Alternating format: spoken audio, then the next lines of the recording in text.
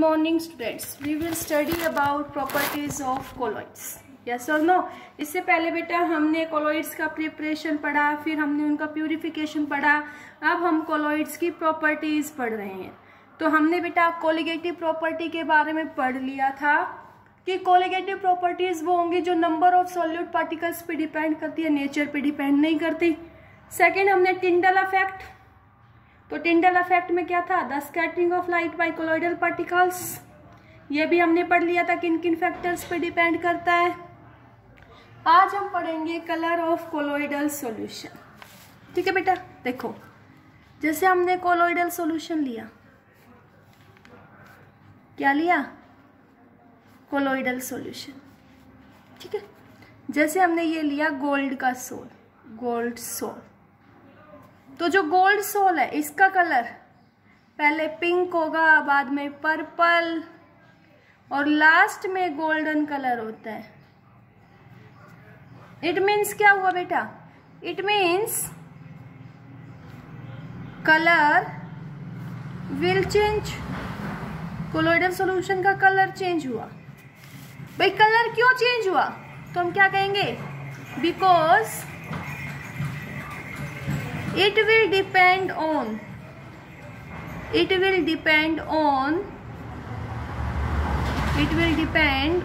the light scattered। ये depend करता है कि कौन से इंटेंसिटी की लाइट स्कैटर्ड हुई है। ओके, मैंने क्या बताया, हमने गोल्ड सोल लिया, initially colour pink, purple, golden, it means colour change हुआ। कलर क्यों चेंज हुआ, क्योंकि बेटा इस कोलॉइडल सॉल्यूशन ने अलग अलग वेवलेंथ पे अलग अलग इंटेंसिटी की लाइट को एब्सॉर्ब्ड किया है। यस और नो, तो हम कहेंगे colour of the solution, colour of the solution depends on wavelength of light, depends on wavelength of light scattered। अगर अलग अलग वेवलेंथ की लाइट लेंगे तो उसके कोरस्पॉन्डिंग हमें कलर भी अलग अलग मिलेगा। दूसरा, it will depend on size of colloidal particles, ये कोलॉइडल पार्टिकल्स के साइज पे भी डिपेंड करता है। ठीक है, अगर देखो बेटा मैंने ये कोलॉइडल पार्टिकल्स लिया, इसका साइज छोटा लेंगे तो ये कम वेवलेंथ की लाइट को स्कैटर्ड करेंगे। अगर हम साइज बड़ा ले लेंगे कोलॉइडल पार्टिकल्स का तो वो ज्यादा वेवलेंथ की लाइट को स्कैटर्ड करेगा, उसके कोरस्पॉन्डिंग हमें कलर भी अलग दिखाई देगा। ठीक है, तो कलर किसके ऊपर डिपेंड कर रहा है, कलर तो जो होगा सॉल्यूशन का colour, it will depends on first wavelength, किसके ऊपर डिपेंड कर रहा है, वेवलेंथ के ऊपर। दूसरा, it will depend on size of colloidal particles। तीसरा देखो बेटा, अब इसी सॉल्यूशन को, गोल्ड सोल को, अगर मैं यहां से इंटेंसिटी ऑफ लाइट आ रही है, अगर मैं यहां से देखूंगी तो मुझे अलग कलर दिखाई देगा। अगर मैं इसको परपेंडिकुलर देखूंगी तो मुझे अलग कलर दिखाई देगा। इट मीन्स जो इंटेंसिटी है लाइट की उसके कोरस्पॉन्डिंग कलर चेंज हुआ। किस, क्या चेंज करने से, डायरेक्शन चेंज करने से। यस और नो, तो हम क्या, थर्ड पॉइंट की colour of the solution direction पे भी डिपेंड करता है। ठीक है, अगर इस सॉल्यूशन को मैं यहां से देखूंगी तो मुझे अलग कलर दिखाई देगा, अगर मैं इसको परपेंडिकुलरली देखूंगी तो मुझे अलग कलर दिखाई देगा। ठीक है, तो मैंने तुम्हें ये बताया कि colloidal solution will exhibit colour, colloidal solution का कलर होगा, and the intensity of coloured will depends upon the wavelength, size of colloidal particles, and third hill direction. ठीक है, अब हम नेक्स्ट प्रॉपर्टी पढ़ेंगे कोलॉइडल सॉल्यूशन की, ब्राउनियन मूवमेंट। नेक्स्ट प्रॉपर्टी क्या है बेटा, ब्राउनियन मूवमेंट। ठीक है, ब्राउनियन मूवमेंट क्या होती है बेटा, zigzag motion of colloidal particles, zigzag motion of colloidal particles is known as Brownian movement। ठीक है, Brownian movement क्या है, zigzag motion of colloidal particles is known as Brownian movement, and it was discovered by Robert Brown। It was discovered by Robert Brown। Brownian movement को Robert brown ने discovered किया था। ठीक है। अब यहाँ देखो बेटा ब्राउनियन मूवमेंट क्या है। जैसे ये हमारे पास कोलोइडल पार्टिकल्स है, तो ये कोलोइडल पार्टिकल्स में क्या होती रहेगी बेटा, मूवमेंट होती रहेगी। अब बात आती है कि कोलोइडल पार्टिकल्स में ब्राउनियन मूवमेंट क्यों होती है, what is the cause of Brownian movement. ठीक है, तो Brownian movement is due to Brownian movement is due to unbalanced Brownian movement is due to unbalanced bombardment of it's due to unbalanced bombardment on colloidal particles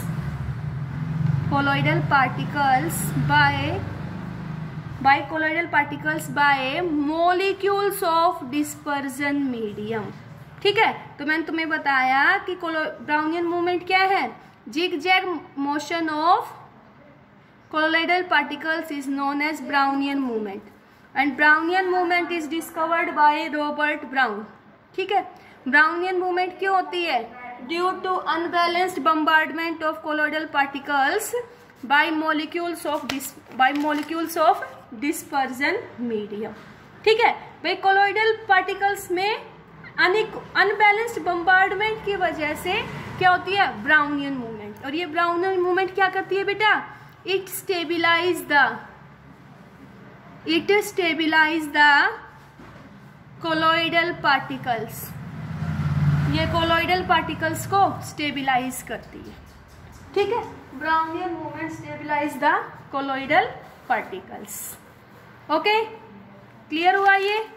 अब बेटा देखो, Brownian movement कौन show करता है, colloidal particles show करते हैं।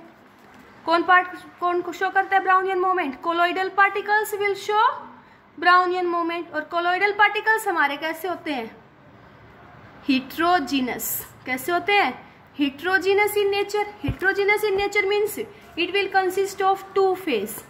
इनके अंदर 2 फेज होती है। एक को हम बोलते हैं डिस्पर्स्ड फेज, क्या बोलेंगे, डिस्पर्स्ड फेज। और दूसरी होती है हमारी डिस्पर्जन मीडियम। ठीक है, तो जो ब्राउनियन मूवमेंट होती है ये किस किस फैक्टर्स पे डिपेंड करती है, हम ये डिस्कस कर रहे हैं। क्या डिस्कस कर रहे हैं, factors on which Brownian movement depend. Factors on which Brownian movement depends. ठीक है, तो मैंने तुम्हें बताया colloids heterogeneous in nature, 2 phase, dispersed phase और डिस्पर्जन मीडियम। डिस्पर्स्ड फेज के साइज पे it will depends on size of dispersed phase. बेटा देखो, साइज जितना छोटा होगा मॉलिक्यूल्स में उतने ही ज्यादा क्या होंगे, बम्बार्डमेंट होंगे। और जितने ज्यादा अनइक्वल बम्बार्डमेंट होंगे उतनी ज्यादा ब्राउनियन मूवमेंट और उतनी ज्यादा स्टेबिलिटी। यस और नो, तो क्या कहेंगे, if particle size of dispersed phase is small then higher will be Brownian movement. Particles का जितना छोटा साइज होगा उतनी ज्यादा क्या होगी, ब्राउनियन मूवमेंट। दूसरा, it will depends upon viscosity of dispersion medium. ठीक है, देन हायर विल बी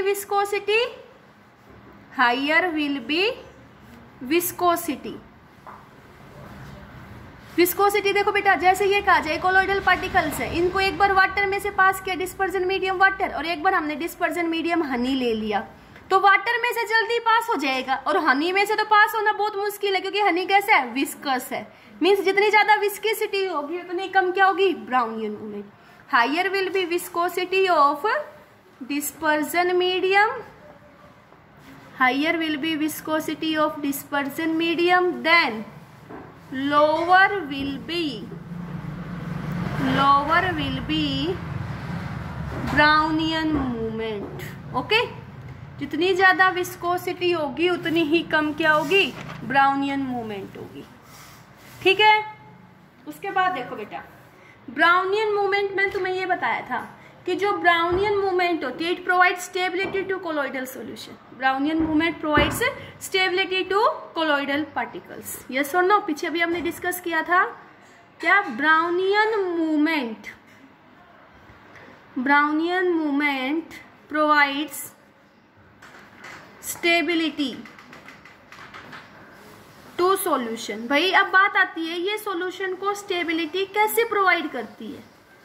तो बेटा ब्राउनियन मूवमेंट क्या था? Zigzag motion of pollen grains. अब zigzag motion of colloidal particles zigzag motion करते रहेंगे तो वो कोलोइड्स हमारा सेटल नहीं होगा। क्या नहीं होगा? सेटल मीन्स उसका कोगुलेशन इजीली नहीं होगा। तो ये कैसे स्टेबिलिटी प्रोवाइड करवाती है? Brownian movement provide stability to solution because it does not allow the particles to settle down। Brownian movement की वजह से पार्टिकल्स हमारे सेटल डाउन नहीं होते। जितनी ज्यादा कोलोइडल पार्टिकल्स में ब्राउनियन मूवमेंट होगी उतनी ही ज्यादा स्टेबिलिटी होगी कोलोइडल सॉल्यूशन की। क्या कहा मैंने कहा higher will be Brownian movement, higher will be Brownian movement, then higher will be stability of colloidal solution। ठीक है, जितनी ज्यादा ब्राउनियन मूवमेंट होगी उतनी ही कोलोइडल सॉल्यूशन की स्टेबिलिटी होगी। तो समझ आया? तुम्हें पता होना चाहिए ब्राउनियन मूवमेंट क्या है? Zigzag motion of colloidal particles. क्यों होती है Brownian movement? Due to unbalanced bombardment of colloidal particles. ठीक है, क्यों भाई? ब्राउनियन मूवमेंट क्या करती है? ये स्टेबिलाईज करती है कोलोइडल पार्टिकल्स को। कैसे स्टेबिलाईज करती है? It does not allow the particles to settle down. किस किस फैक्टर्स पे डिपेंड करती है बेटा? Size of dispersed phase and viscosity of dispersion medium. जितना बड़ा साइज होगा उतनी कम ब्राउनियन मूवमेंट होगी। ओके, जितना ज्यादा मीडियम विस्कस होगा जितना ज्यादा मीडियम विस्कस होगा उतनी ही ज्यादा ब्राउनियन मूवमेंट होगी। Okay, and it will provide stability to the solution because due to Brownian movement particles do not settle down. अब हम नेक्स्ट प्रॉपर्टी पढ़ेंगे कोलोइडल सॉल्यूशन की। वो कौन सी है? वो है बेटा charge on the colloidal particles. Charge on the colloidal particles. ठीक है बेटा, जो कोलोइडल पार्टिकल्स होते हैं उनके ऊपर चार्ज होता है। क्या तो उनके ऊपर पॉजिटिव चार्ज होता है या नेगेटिव चार्ज होता है। ठीक है, चार्ज किस लिए होता है बेटा? स्टेबिलिटी के लिए। चार्ज क्यों होता है? स्टेबिलिटी के लिए। तो मैंने क्या बताया? All the colloidal particles in A colloidal solution carry charge either positive और नेगेटिव। कोलोइडल पार्टिकल्स के पास चार्ज होता है, क्या तो पॉजिटिव या नेगेटिव। चार्ज क्या करता है बेटा? चार्ज उनको क्या करता है? स्टेबिलाईज करता है। देखो जैसे मैंने तुम्हें ये कहा कि तुम्हारे पास कोई पॉजिटिव कोलोइड है। क्या है? Positive colloid. ठीक है, इस पॉजिटिव कोलोइड पे पॉजिटिव ही चार्ज होगा। पॉजिटिव कोलोइड पे पॉजिटिव क्या होगा? चार्ज होगा। ठीक है, अब पॉजिटिव चार्ज होगा तो क्या होगा बेटा? Then they repel each other. भाई एक जैसा चार्ज हो गया तो एक दूसरे को रिपेल करेंगे। Because of their repulsion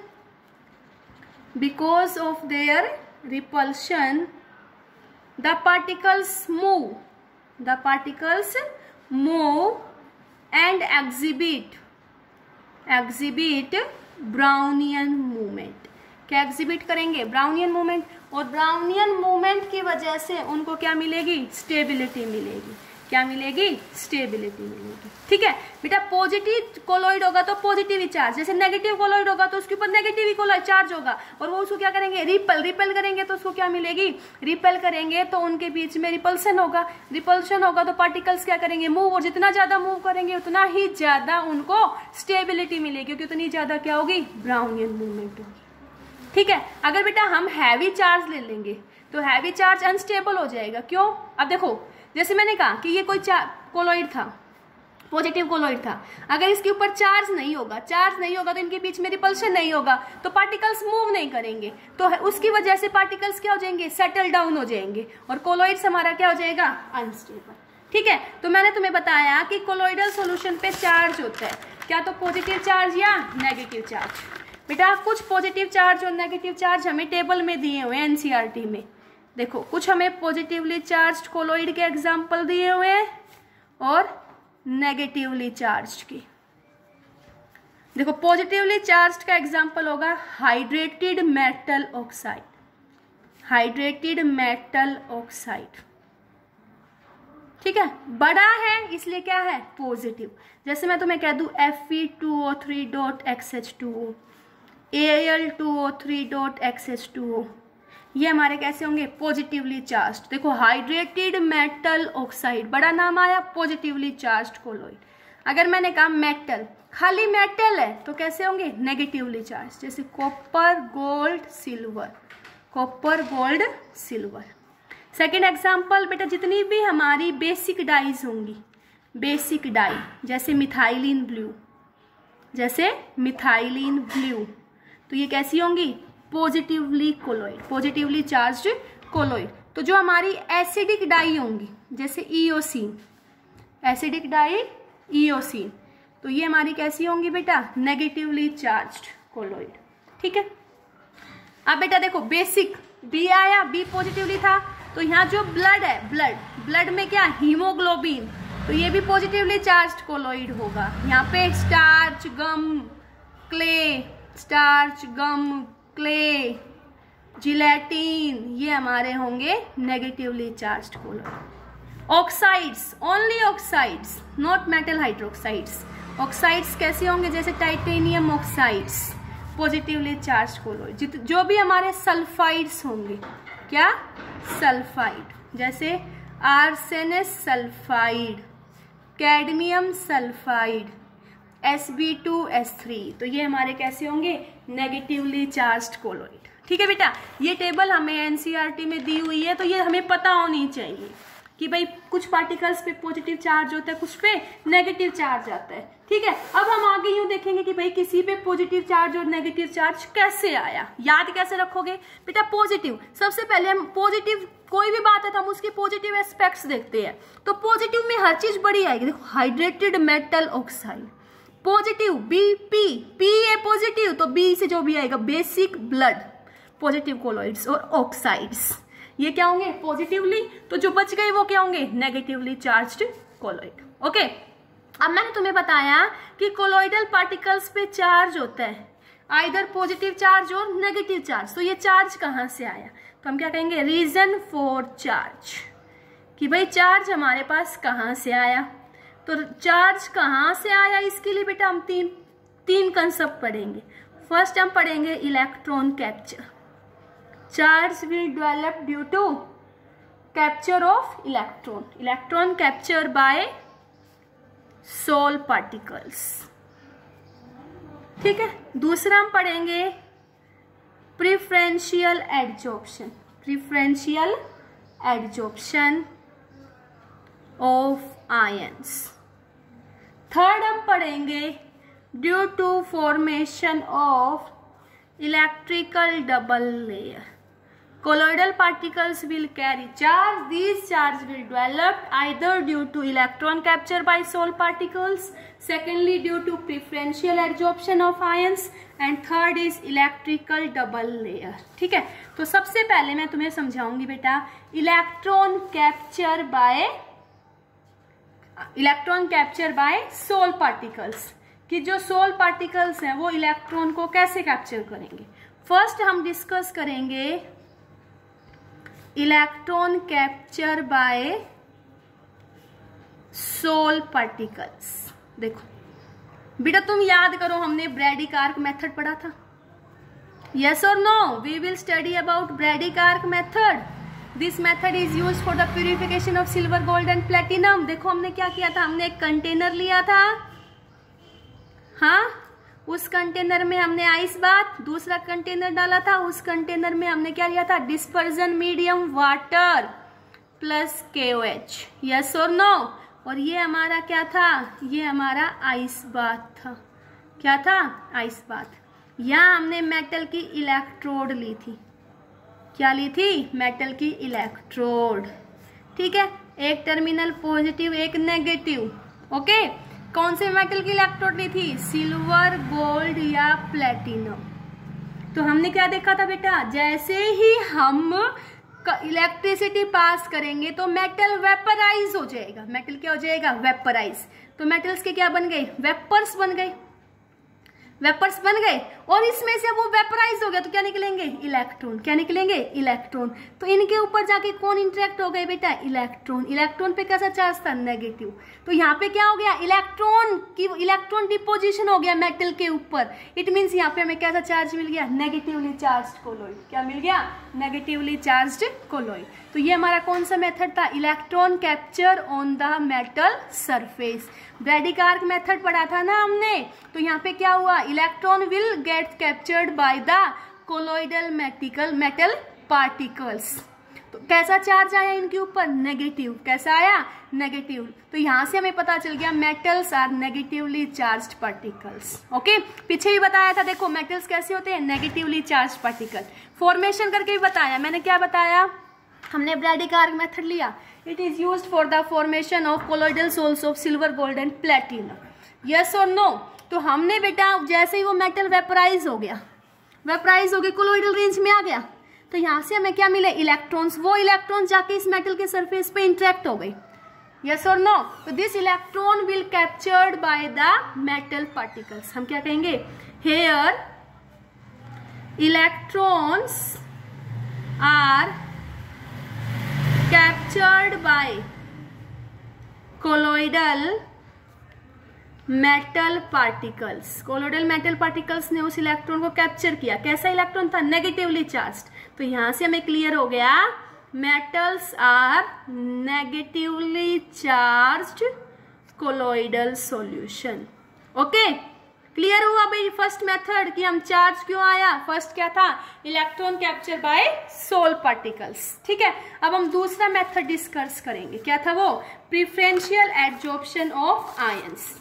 Now we will discuss second method for the formation of charge, that is preferential adsorption of ions.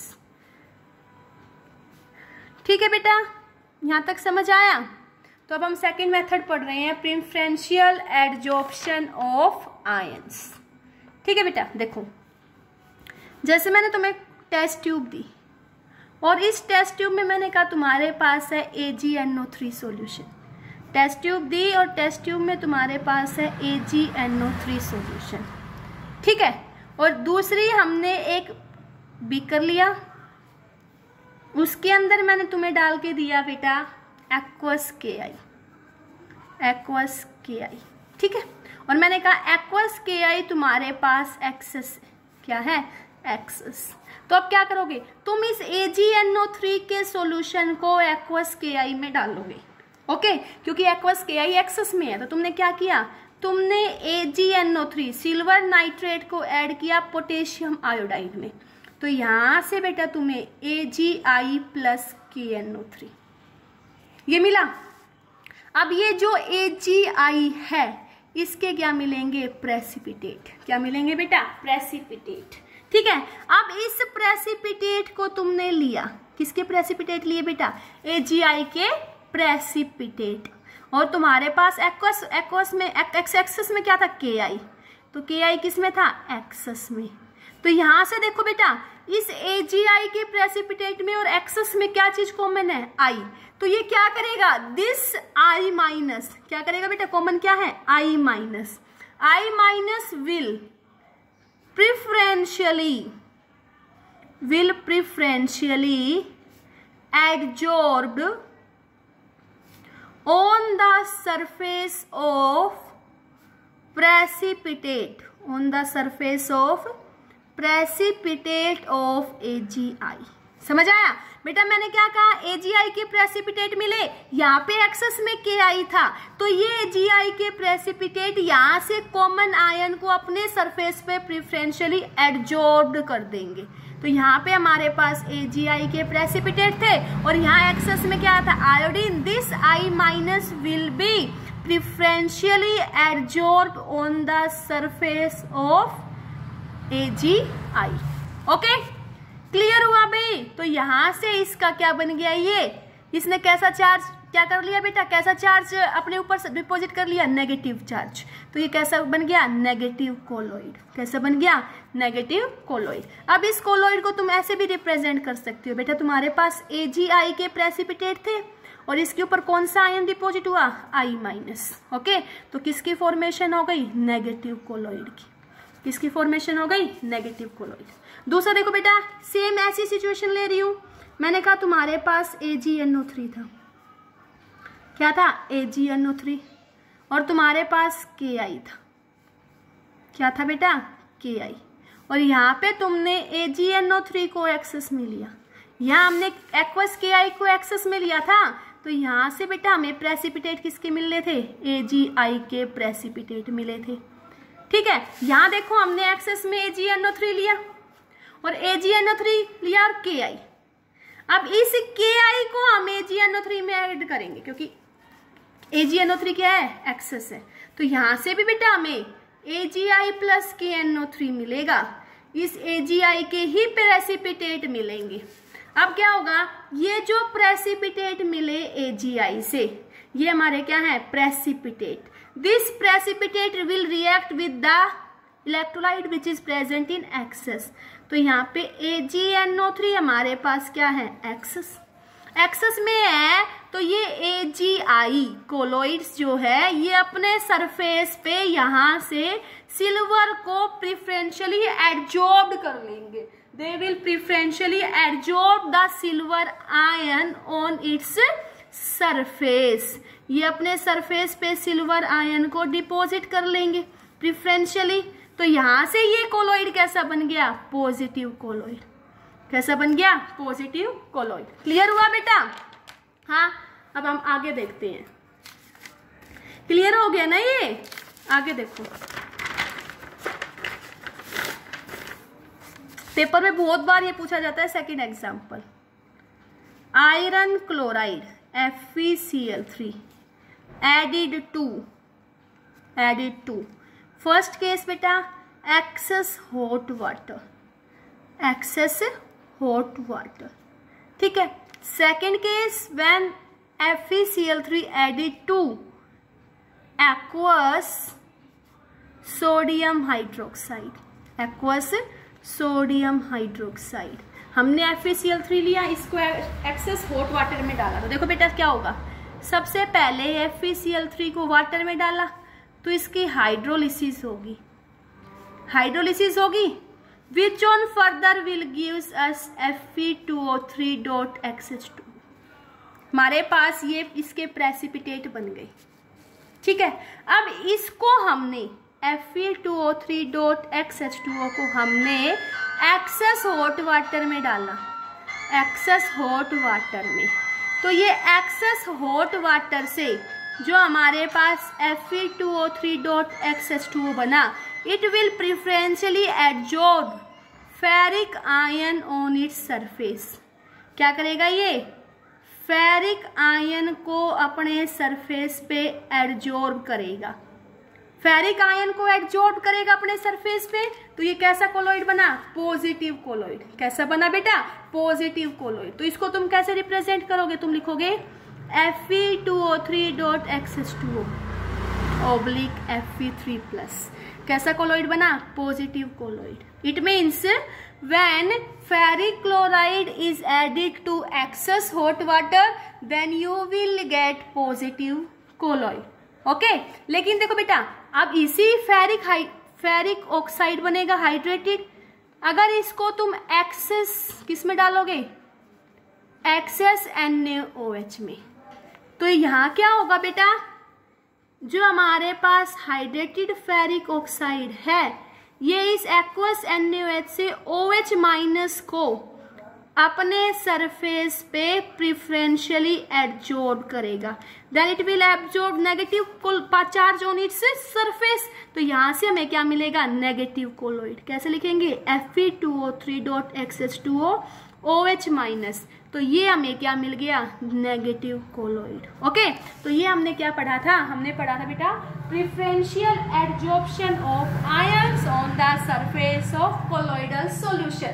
अगर पॉजिटिव कोलोइड को एब्जॉर्ब कर रहा है तो पॉजिटिव चार्ज कोलोइड, नेगेटिव को कर रहा है तो नेगेटिवली चार्ज्ड कोलोइड। ठीक है। थर्ड रीजन हमने पढ़ा था बेटा Helmholtz electrical double layer, Helmholtz electrical double layer. ठीक है बेटा, पहले समझो तुम इस चीज को। जैसे मैंने Ki लिया, Ki में मैंने AgNO3 एक्सेस में डाला, Ki में AgNO3 एक्सेस, तो मैंने इसको इसमें डाला, तो यहां से मुझे AgI के प्रेसिपिटेट मिले।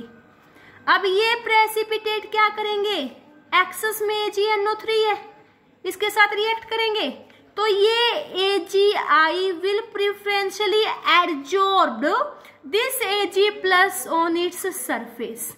यस और नो? तो बेटा देखो इसको हम कैसे रिप्रेजेंट करेंगे, ये हमारे पास AgI का कोलोइड है और ये अपने सरफेस पे प्रिफरेंशियली Ag प्लस को एब्जॉर्ब कर रहा है। It will preferentially absorb Ag plus on its surface. Due to deposition of Ag plus it will form a layer around it. ठीक है, इसको हम बोलते हैं बेटा फर्स्ट लेयर। ध्यान से सुनना, ये क्या कहलाएगी, फर्स्ट लेयर। ठीक है, और ये फर्स्ट लेयर जो है ये इस प्रेसिपिटेट के टाइटली अरेंज्ड है, तो हम कहेंगे first layer is firmly attached, means it will strongly attached with this colloid। अब बेटा देखो Ag प्लस है, प्लस चार्ज है, तो ये यहां से इस NO3 माइनस को क्या करेगा, अपनी तरफ अट्रैक्ट करेगा। तो यहां दूसरी लेयर किसकी वजह से बनेगी, NO3 माइनस, नाइट्रेट आयन की वजह से। किसकी वजह से, नाइट्रेट आयन की वजह से। तो ये हमारे पास क्या बन गई, सेकंड लेयर। तो ये जो सेकंड लेयर है, सेकंड लेयर क्या है बेटा, इसमें देखो इसके साथ कोई अट्रैक्शन नहीं, यहाँ पे तो अट्रैक्शन था, तो सेकंड लेयर हमारी कैसी होगी, वीकली अटैच्ड। क्या होगी, वीकली अटैच्ड। ठीक है, तो यहाँ पे हमने दो लेयर बनाई, फर्स्ट लेयर और सेकंड लेयर। फर्स्ट लेयर हमारी क्या है, firmly अटैच्ड, और फर्स्ट लेयर इज फिक्स्ड। और सेकंड लेयर कैसी है बेटा, ये डिफ्यूज्ड है, चेंज हो सकती है, मीन सेकंड लेयर क्या है, मोबाइल। और जो फर्स्ट लेयर और सेकंड लेयर के बीच में जो पोटेंशियल डिफरेंस होगा, the potential difference between first layer and second layer is known as electro